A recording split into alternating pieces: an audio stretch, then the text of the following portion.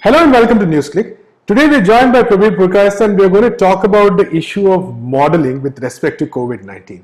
So this is very important as it is essential to sort of evaluate how many cases each country might have, how many cases the entire globe might have, what are the kind of public health approaches that governments need to do. So we're going to talk about what are the different kinds of modeling options that are available before policymakers, what are the various advantages, what are the things modeling can do and what it can't.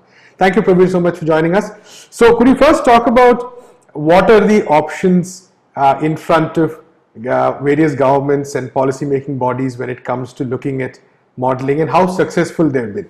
Before we go into what kinds of models and so on, which is the more detailed part of the discussions, let's look at what modeling can or cannot do. These models are not like physics models that you are predicting, say, the path of the moon or the sun or the stars, which we know do not depend on us, they're independent of us, and you can actually model them quite accurately because you know the laws of physics.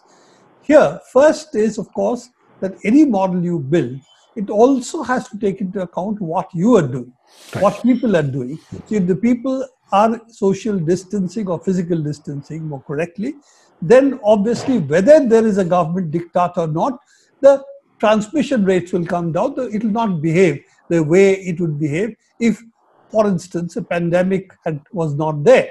So obviously people's behavior change, and of course the models, if you do not change those behavior patterns in some parameters, they will also therefore not predict it correctly. And let's face it, people's behaviors, all these things are not easy to predict. So what we have is models can do short-term predictions and give you options to choose between various alternatives. They, to my mind, they should be treated only as a kind of rank ordering of the various options we have, and therefore some kind of an indicator of what will happen in the short run if you do not do a certain set of measures, which are being called roughly the mitigation measures. And also the other problem you get when you do follow these measures is you get what would be called well, nothing happened. So why did we do it at all? Right. So therefore, there is this second level of problem we are seeming to get. The fact that if, for instance, lockdowns, physical distancing, all the other measures you put in place work, which means you have controlled the epidemic, people say, hey, you guys predicted huge numbers. Now, where are they? Therefore, your whole prediction was false. So being successful in this case is actually seeing low figures. Right. Being successful is not seeing very high figures matching your prediction. It is in order that you tell the powers that be, so to say the administrators, that what you need to see, what you need to do not to see these figures. Right. So this is, I think, the second problem we are getting with models. People are saying, hey, all this chap said that there will be huge amounts of deaths, huge amount of infections. Where are they? Okay, numbers have gone high, but hey, deaths haven't gone high. The crucial issue was the hospitals did not collapse because you kept some check on the number of people infected, and therefore you are able to handle that crisis. Right. So this is the other part of it. The modeling should never be taken in that way that people seem to take it, that why are we not seeing numbers? Now let's look at the models itself. Now if you take, for instance, people, so we are taking highly infected countries. Now if you see the model that we have in front of us, you will see that the initial phase of the model, you had a very steep rise in a number of countries. Those number of countries, as you know, are from Iran, France, Germany, Spain, Italy, and US. Italy was, of course, the front runner, meaning it started taking off earlier than others. US a few days behind it. We have this chart which doesn't take the calendar date but brings all the countries together on the basis of who hit when. If you see the chart, you look at Italy, that's the one which hit 100 cases first. Now, if you see this chart, then you will see that starting from Iran, if you take up to the United States, which are these set of countries, and then you will see that the rate initially is exponential. That means they seem to rise very fast. The doubling rates were about between 3 to 4 days. For the first 20 days, it was exponential rise. of an order of magnitude, which is pretty high. Now, that of course is also because you have started to test. Right. So you are finding more people than actually the new infected people.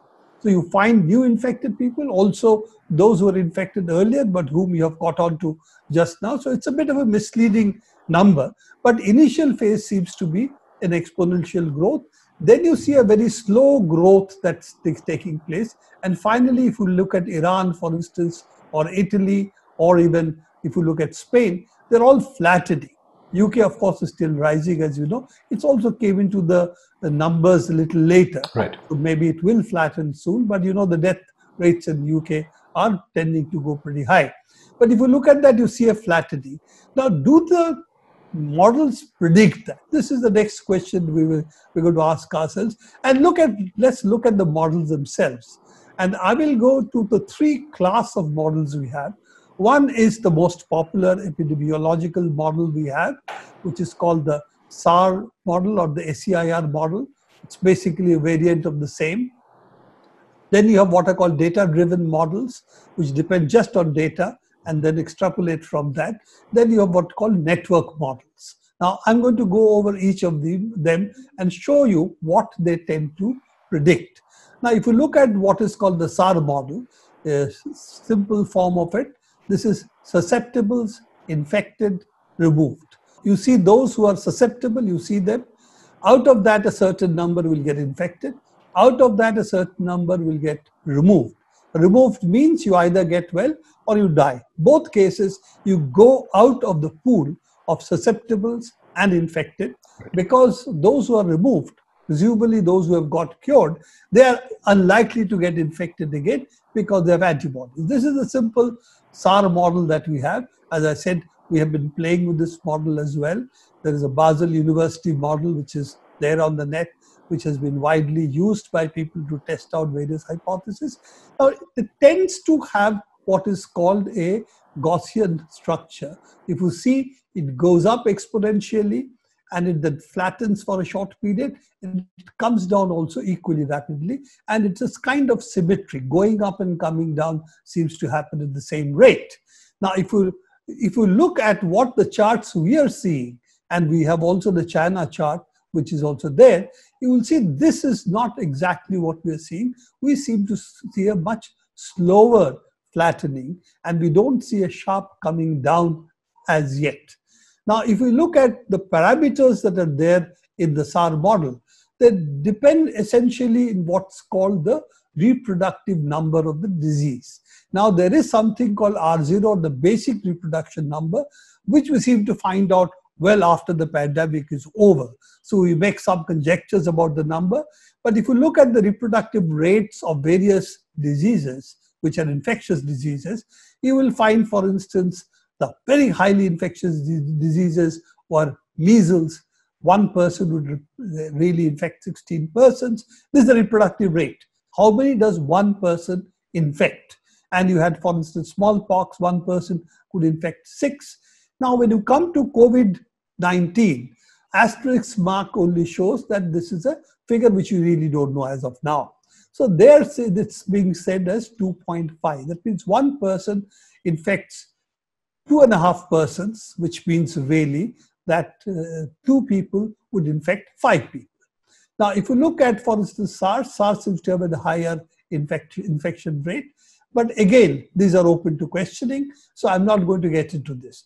This means as long as this reproduction rate is there, the numbers will go up, they will double at a certain rate, and doubling could be at the rate of 4 to 8 days, you could double.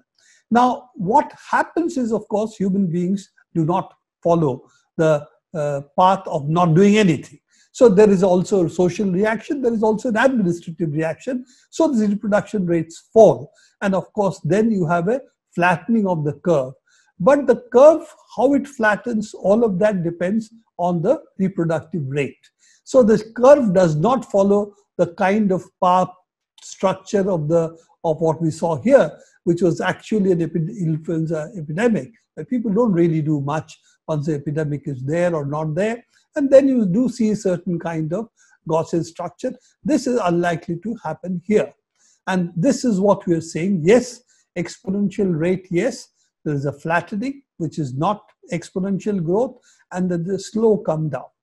Now, this other models that have been used are what are called data-driven models. That means you look at past data and using the parameters that you get from the current data and the past data, say if you take last 15 days rate of growth, and you say, well, let's put that as the current rate of growth, and what we will see in the future, 1 week, 2 weeks, 3 weeks, 4 weeks in the future. This is one of the models, for instance, which Hindu has quoted, which is being used or which is available on the net, and which people have been using to say, well, you know, so many people are going to fall ill by May, or some of the people, for instance, the government have claimed, based on whichever model they might be using, that how many people would have fallen ill if we had not taken action. So they have sort of patted themselves on the back, saying very high numbers would have been involved if we hadn't done anything. All of this we really don't know. And if you are dependent on the past, then you have a scenario where you don't really know what is going to happen in the future, because that really didn't happen in the past. So as some people have said, these kind of models are like driving on your road, looking at the rear view mirror. And so if the road behind is pretty nice, you say, hey, even if there's a deep drop ahead, you'll say, hey, I can really accelerate because the road was really empty. Now, this is the problem of data-driven models. It assumes that you know nothing about the disease, and all we have the data, and we predict on the basis of it. And that's well, if you don't know really anything, that may be the only way to go about it. But this is epidemics are something we know. So should we be really doing that? It's a question. And I come to probably the more useful models, which are still relatively new in studying of epidemics. This is what's called a transmission network model, which means that the human beings, though they are really connected, they're not connected to each other uniformly. This is one of the problems with the SEIR model. It assumes all human beings to be treated the same way, as if they connect to everybody the same way, and therefore you can treat them as a kind of homogeneous, uniform set of people with equal connections to everybody in the world. Now that's really not how human people are connected. Humans are connected in that you are connected in a smaller cluster, bigger cluster. You have your circle of friends, you have a circle of work friends. So one person may be connected loosely to a number of other clusters, and he may have one big cluster which may be where he stays, where he works, or it could be his friends. Now this network, when you model, there are some differences between this and the SEIR kind of model. This claims that you will see not exactly the kind of Gaussian distribution we saw, but what are called power law distributions. That means they have a structure where you rise fast, then you flatten, and then you come down slowly, which is more or less what we seem to see today in the epidemics as well. So it does seem to bear out, which would be normal also amongst human beings to think about, that this is really a structure which you should be looking at when you're looking at epidemics, because human beings do connect like this, and therefore the maths of this should tell us what is the likely scenario. So there is the Barbasi lab, which is there in the US. They have a model which has done work on this, and they have also done predictions, though their predictions are also pretty high. And again, it's a question of what is the prediction for? Is it the prediction for saying that this is what will happen, right, or this is for saying this will happen if you don't do anything? So though they have taken mitigation into their model, in spite of it, they have shown that if mitigation didn't take place, numbers would be much higher. They also show figures which would say about the month down the road, or even based on the past data, what we have seen, the death figure seems to be twice or thrice what we are seeing at the moment. So they are showing figures coming down well below what a Gaussian model would predict, but nevertheless they seem to be also showing fairly high figures. But as I said, the purpose of the figures are not to predict, but the purpose of figures are only to say what kind of impact can happen and what is therefore the actions you should take. Right. Now, the US has gone for another approach. Not that US has gone for another approach. The Science magazine has taken, for instance, 19 modelers and then say, well, if I approximate all of them together and have an average of it, Right. what will happen?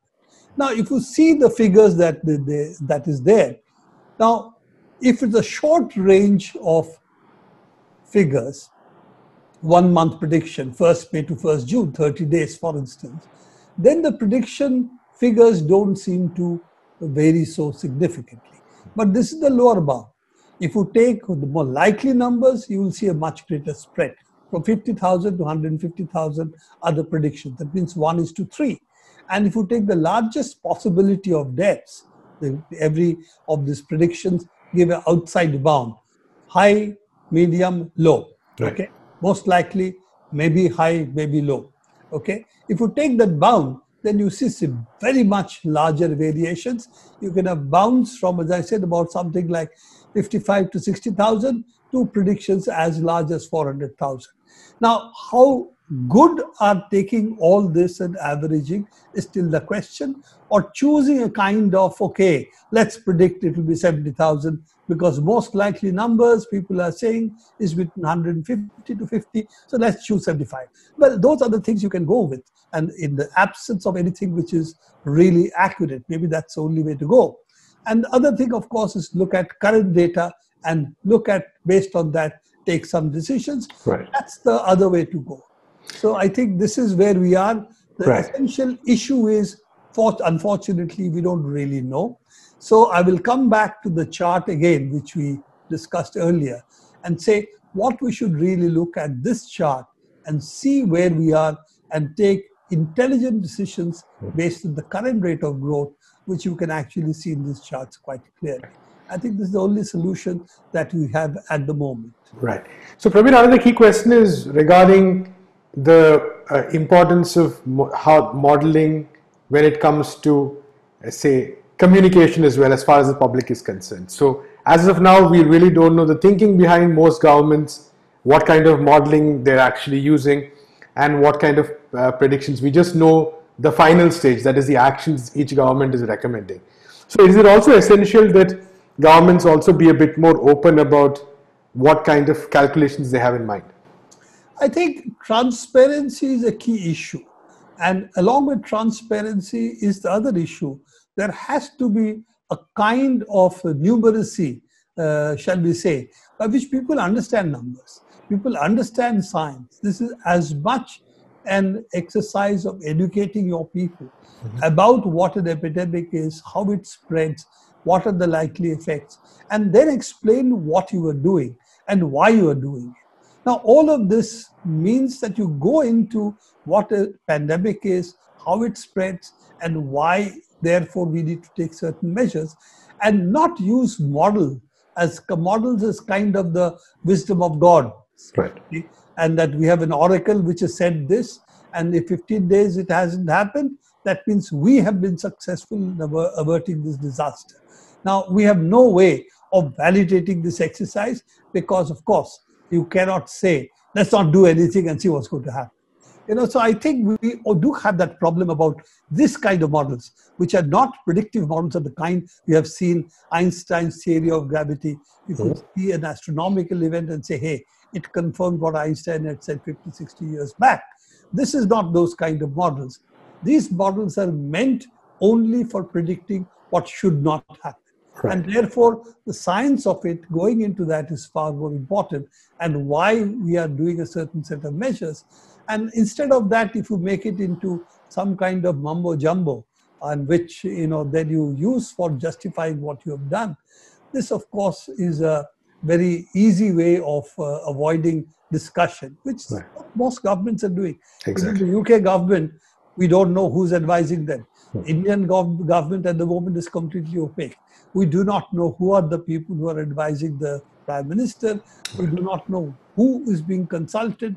We do not know what models are being used, or we don't even know what tenders are being floated for right. what purpose, and who is getting the order and at what price. Now, all of these are coming out in court cases because exactly. vendors are fighting, exactly. not because there have been sudden descent into transparency by the government. What's happened is people are quarreling, they're going to court, and then of course these figures are coming out, and the figures are quite damning. We are seeing markups which are 250 to 300% and testing kits. Right, exactly. So those are the kind of issues where I think we need far more transparency, whether in the United States or in India or in the United Kingdom or anywhere in the world.